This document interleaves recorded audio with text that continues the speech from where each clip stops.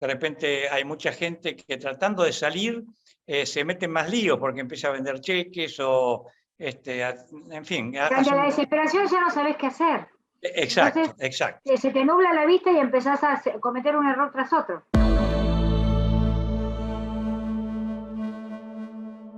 Muy bien, estamos con Andrea Gabriel, directora de Asesoría Jurídica del municipio de General San Martín. Es abogada especialista en concursos y quiebras. ¿Qué tal, Andrea? La idea es tratar de desmistificar el aspecto negativo que tiene, por lo menos desde el asesoramiento que nosotros hacemos, encontramos que hay gente en las pymes que no conoce el beneficio que significa acogerse a la ley de concurso de acreedores, u otros que le tienen un terror pánico porque lo asocian con la quiebra o con algo negativo. Francisco, buenas tardes, gracias por esta invitación. Y en realidad, sí, está bueno ver que no es un cupo el concurso preventivo. Pues la gente cree que van a quedar estigmatizadas las empresas, las personas el resto de su vida, y en realidad lo que fue el espíritu de los creadores de la ley fue objetivamente darles una herramienta a las empresas para pasar un problema coyuntural y poder continuar con su funcionamiento. No es ofensivo, no es nada, es un sistema que le permite a las empresas modificar a veces su forma de orientar cómo estaba la empresa o de organizarse económicamente para poder salir a flote. De hecho, hay muchas empresas que lo han utilizado. No siempre, que hay que tenerlo presente, no siempre un concurso termina en quiebra. Más del 70% de las empresas utilizan ese concurso para pegar un envión y volver a funcionar como empresa bien. Ese es el objetivo sano, ¿verdad?, de la ley. Si eso no quita que siempre puede haber alguien que tenga como objetivo concurrirse y quebrar, porque ya es su meta. Pero tampoco quebrar, llegado el caso, cuando las circunstancias se da que no pueden modificar su mecanismo, tampoco es ni denegante, ni traumático, ni nada de eso. Yo vengo un poco impactado por los últimos años en que he visto a los dueños de pyme, como decías, que parece ser que lo van a acusar con un dedo gigante de atorrante si se acoge a esta ley, ¿no?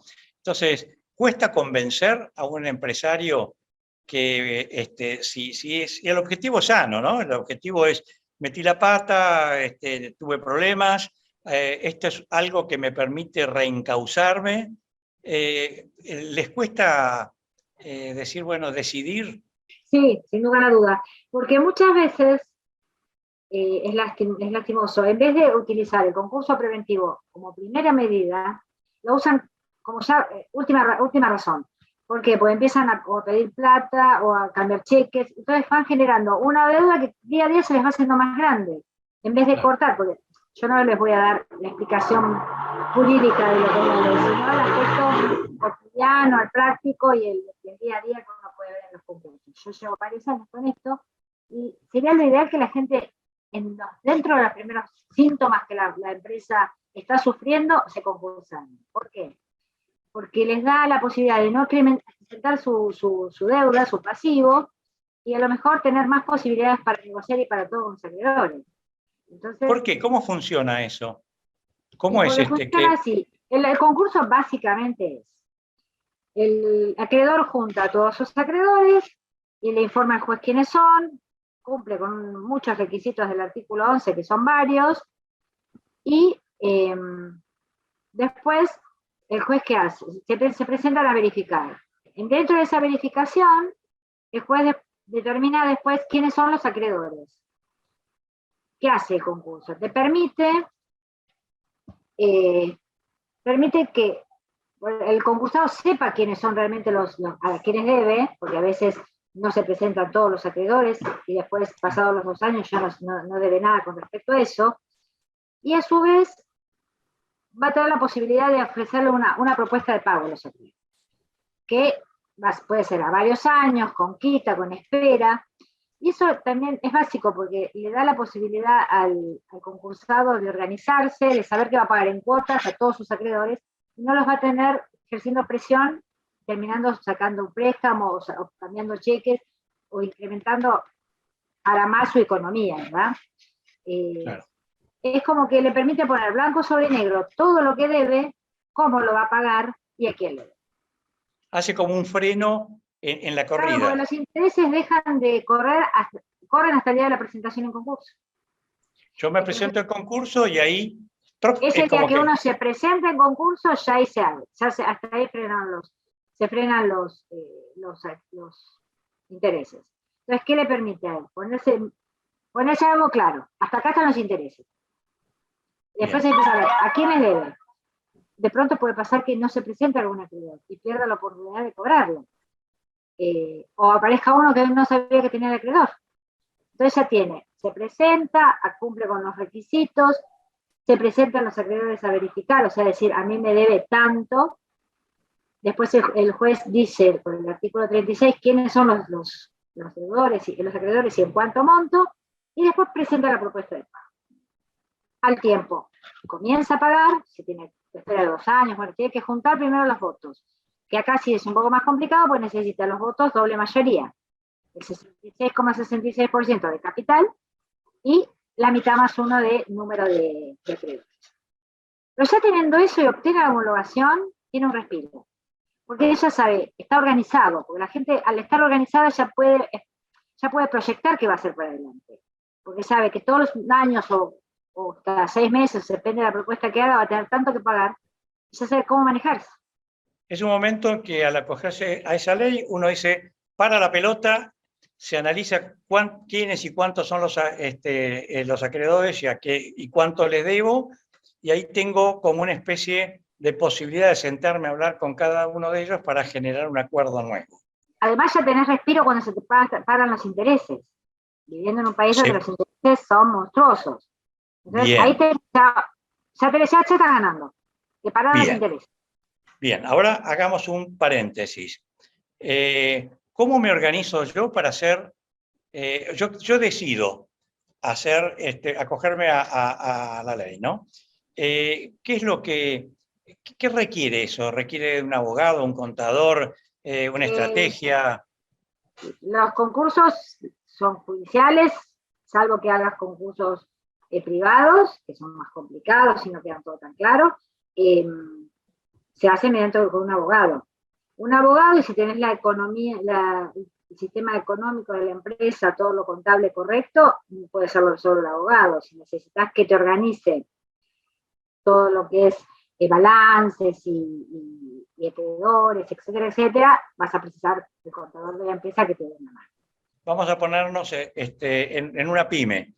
Entonces, vos podías decirle a alguien, mirá, tenés tus cuentas en orden, tus balances y demás, porque vas a tener que mostrarte en cueros, ¿no? Claro, porque lo que uno presenta en ese artículo dichoso 11 que piden tanto es listado de acreedores, listado de acreedores con indicación de domicilio, el monto, la documentación que uno tiene, listado de juicios laborales o juicios patrimoniales, empleados con todos los datos de ellos.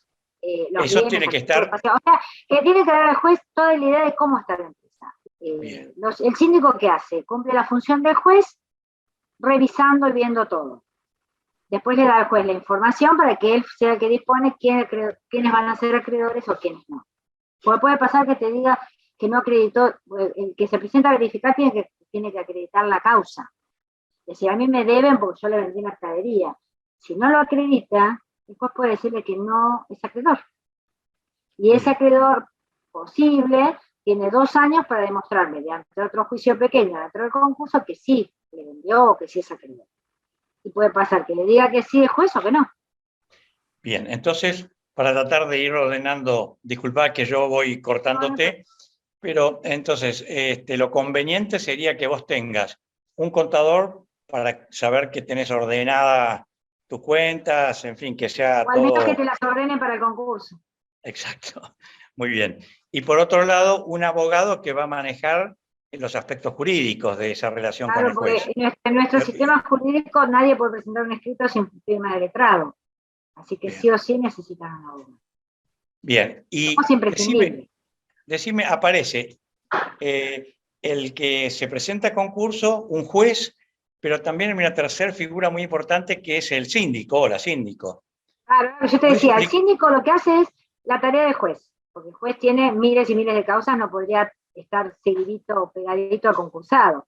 El síndico es el que recibe las verificaciones, el que las analiza, el que le recomienda al juez quién puede ser acreedor o no, el que puede pedir información al concursado. Lo va acompañando en esta sería el representante del juez en el concurso.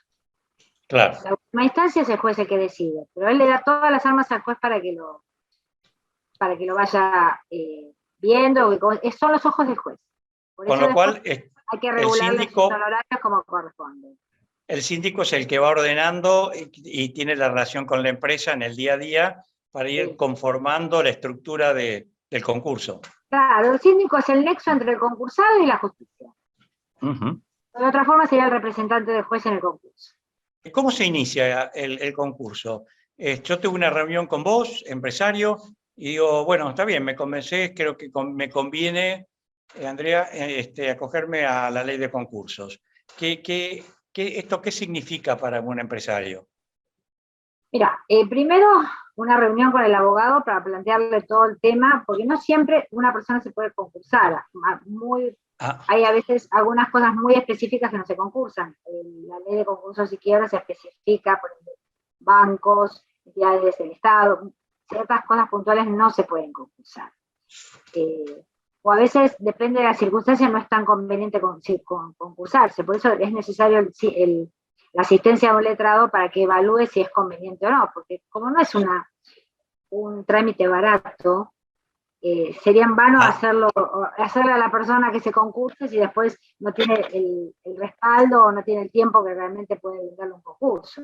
Entonces, en principio has dicho que primero tiene que haber un análisis de saber si conviene o no conviene concursarse, o si estás apto para concursarte. Claro. ¿No? Exactamente. Y después, bueno, ver la documentación que te pide el abogado, armar los anexos, que son de todo para ver el cumplimiento del artículo dichoso de ese 11, y pagar el IUS y el bono y empezar a hacer la presentación. Y ahí empieza un ida y vuelta constante de publicación de dictos, de ver que si el juzgado indica que hay que acompañar algo más, hasta que se llega a una especie de periodo tranquilo y después empieza la verificación. Y de vuelta el abogado tiene una actitud bastante movidita porque tiene que ver las verificaciones, analizarlas, observarlas, llegado el caso, porque a veces pueden los acreedores pedir de más, entonces ahí tiene que estar el ojo avisor del abogado para decir esto está correcto, esto no, aquí hay de más, porque si uno dijera así a todo lo que le piden, puede llegar a pagar una fortuna que no corresponde. De repente hay mucha gente que tratando de salir se mete en más líos porque empieza a vender cheques o, en fin. Ante la desesperación ya no sabés qué hacer. Exacto, entonces, exacto. Se te nubla la vista y empezás a cometer un error tras otro. Vendes mal, cambias cheques, pedís préstamos, entonces cada uno se va enterrando más en su propio problema.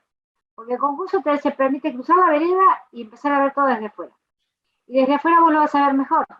Claro, entonces ya tenés la mente clara para decir, bueno, yo de acá en adelante voy a hacer tal cosa.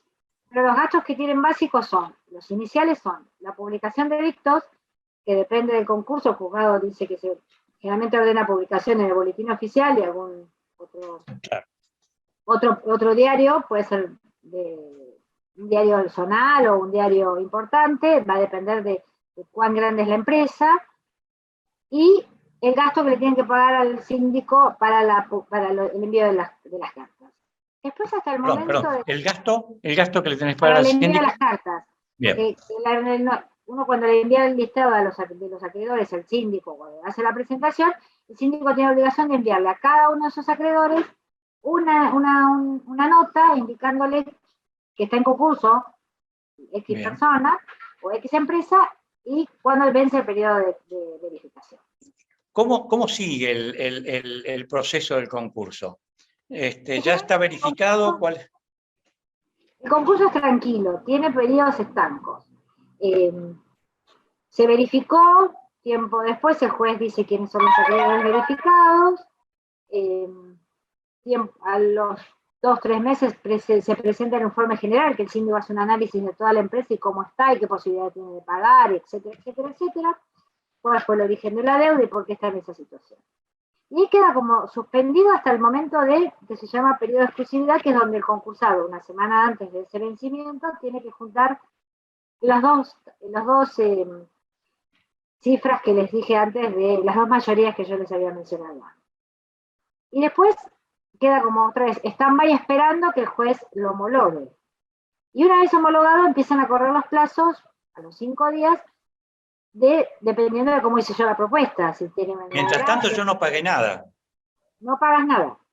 Pagás recién al final, cuando empezás a pagar la propuesta y cuando le regulan los honorarios al síndico. El gasto más grande al principio es los edictos. Y después tenés un año y medio, que empezás a pagar los honorarios del síndico, que a veces se puede combinar y pagárselo en cuotas, va dependiendo de la sindicatura, y cómo se va a pagar la propuesta. Últimamente las que yo he visto este último tiempo son pagar el 40 al 50% de la deuda verificada, y algunos piden un año de gracia o 2, o sea que empezarían a pagar a los 1 o 2 años, casi 3 desde que empezaron el concurso. En esos casos generalmente se ofrecen pagar interés. Pero pueden pagar 10 cuotas, he visto. Es más, había uno muy famoso concurso que era el de Modar, que ofreció pagar en 20 cuotas, o sea, 20 cuotas anuales. Es decir, que aparecen dos beneficios. Primero, durante cierto tiempo, hasta que empiezan a aparecer la verificación de las deudas, se congela todo, no tenés que pagar nada hasta que haces el acuerdo, ¿verdad? Bien. Entonces, por otro lado, todos los que son intereses también se frenan. Quedan suspendidos hasta la presentación del concurso. Bien. Otro beneficio, lo que vos decías, te podés correr a la vereda de enfrente y mirarte para ver qué macanas hiciste y cómo te ordenás en función de esta nueva alternativa que tenés de reestructurar la empresa. Yo creo que esa es la más importante. Y acá te hago una pregunta que aparece siempre como algo terrible, que me gustaría que nos dijeras algo sobre esto. Pero entonces yo, dueño de la empresa, pierdo el control de mi empresa, queda en manos del síndico, queda en manos del juez. ¿Cómo queda la administración de la empresa? Contale. Para nada, porque uno cuando está concursado tiene la libre disposición de sus bienes y la administración de los bienes. ¿Qué pasa? Si yo pongo en un concurso que tengo, por ejemplo, 3 inmuebles, y dentro del lapso del concurso necesito vender uno para poder afrontar los gastos o para invertir más, para lo que fuera, necesito pedir la autorización del juez y explicarle por qué y cómo y cuándo. Generalmente los jueces no se niegan con una explicación lógica, pero hacen que depositen la propiedad del juzgado. ¿Para qué? Para evitar que uno diluya todo ese activo y se queden los acreedores sin poder. El capital, o sea, la prenda común de los acreedores es los bienes que uno tiene. Claro. Porque supongamos, vayamos al lado más opuesto, más negativo. Quebré. ¿Con qué van a cobrar mis acreedores? Con lo que yo tenía que ser. Ahí sí, me desapoderan de los bienes en la quiebra y los venden y pagan. En el concurso yo sigo soy dueña de las cosas, yo las manejo, yo las dispongo, yo todo. Pero quiero vender algo que sea registrable, necesito la autorización del juez. Claro, para que esa plata no se vaya a cualquier lado. Obviamente, para que yo no me vaya despojando de activo y el día pensando que voy a quebrar, el día de mañana quiebro y no tengo nada para pagar a mis acreedores. El juez tiene que estar como en un equilibrio medio. Viendo que el concursado solucione sus problemas, pero a su vez que no tenga acciones contrarias para que los acreedores se queden sin cobrar. El objetivo de esta charla es, como decíamos al principio, Andrea, desmistificar ese criterio de decir el concurso es un paso previo a la quiebra, ¿no?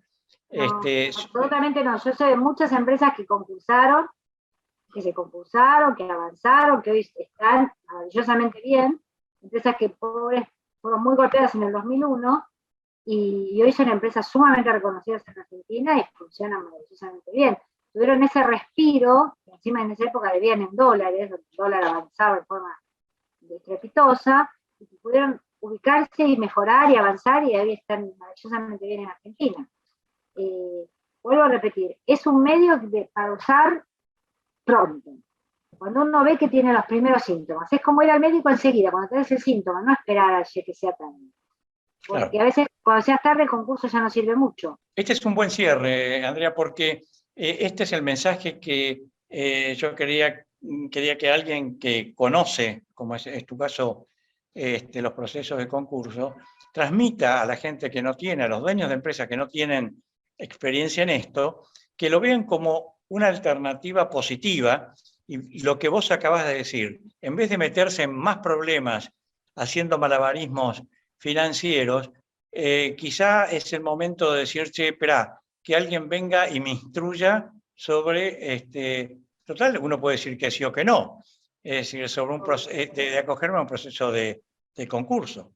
Bien, y yo creo que esto sintetiza de alguna manera el espíritu de la ley, ¿no?